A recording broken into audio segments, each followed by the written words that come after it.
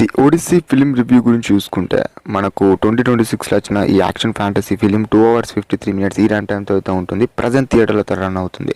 So మెయిన్గా చెప్పుకోవాలంటే after watching this film భయ నాకైతే అదిరిపోయిందని చెప్పొచ్చు. మళ్ళీ ఒకసారి క్రిస్టోఫర్ నోలన్ గారి ఆ సినిమాటిక్ యూనివర్సిటీ చూపెట్టారు అన్నట్టు అర్థమవుతుంది. సో మన ఇండియాలోనే దగ్గర 20 crores అలా కలెక్ట్ చేసింది.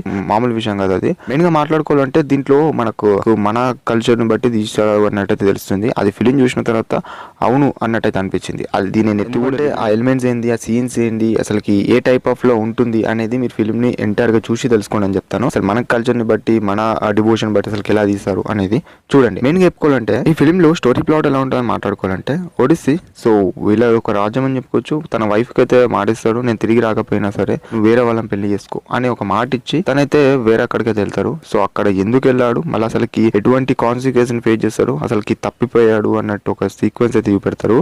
సో అక్కడ వేరే ప్లేసెస్లో భయ అసలు అవి వేరే లెవెల్ అనిపిస్తాయి ఆ ఫ్రేమ్స్. సో ఆ తర్వాత తిరిగి వచ్చాడు, తన రాజ్యానికి రాలేడా, తన కొడుకైన టిమాక్లియస్ అసలుకి ఎవరు ఏంటి అనేది మీరు ఫిలిం చూసి తెలుసుకోండి అని చెప్తాను.